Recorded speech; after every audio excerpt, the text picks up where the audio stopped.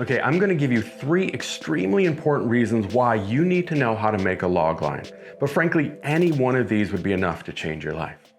I, an insecure screenwriter, caught off the coast of Martha's Vineyard on a rickety boat with an A-list director when, with a storm brewing overhead, he asked me what I'm working on. And I say, so what did I say that day?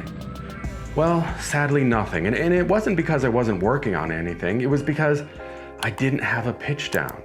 Now, some people say practice a 60-second elevator pitch, or I guess a stranded alone on a boat pitch. But to me, before that, you need to pitch a strong and enticing logline. Because one, it's got all the information they need, so if they want to follow up with a question, they can. And second, it tells them that you understand your story with confidence enough that you can boil it down to a sentence. Because if you can't tell me what your story is in a sentence, it's because you don't actually understand it yourself. So if you're waffling on about theme or your hero's wound or this amazing choreographed chase scene, you've probably lost them already.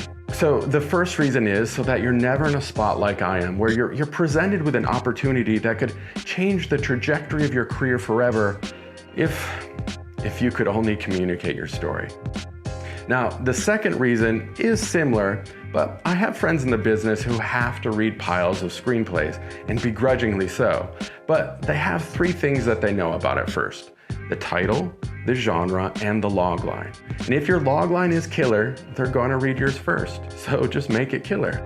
So not only does it get your foot in the door, it kicks the dang door down. Or literally, not only does it get your spec in the desk, it gets someone to pick it up. Now, the third and final reason, maybe the most important for you as the writer, is you should think of a logline as like a baby outline, your true starting point, because it should have all the necessary components present. So in fact, it may save you weeks of outlining or months or years even of writing the script. That may seem way more exciting in your head than it does on paper. Sometimes I'll just generate a few log lines before I pick the strongest one to write, and maybe I'll come back to another one later.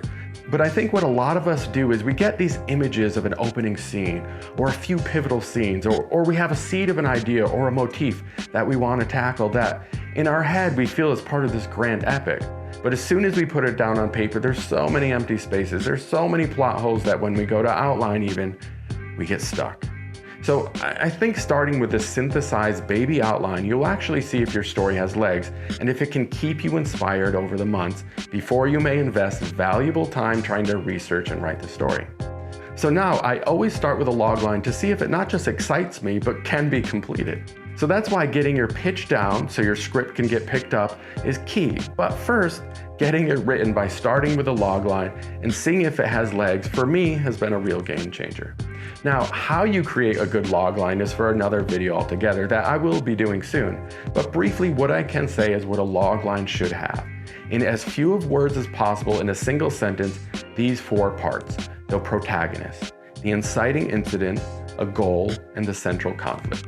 So in a sentence, I might state it like this: on the brink of status quo, an inciting incident propels our wounded hero to pursue a high-stakes goal against the central conflict before all is lost. So I, an insecure screenwriter, caught off the coast of Martha's Vineyard on a rickety boat with an A-list director when, with a storm brewing overhead, he asked me what I'm working on. Now, obviously you wouldn't write it in the first person or leave it so open-ended, but a little mystery won't hurt.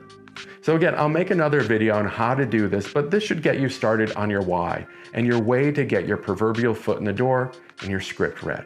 Or just your story started. Okay, good luck, filmmakers. Keep writing and shooting. Thank you for your time and attention. Love you guys. Bye.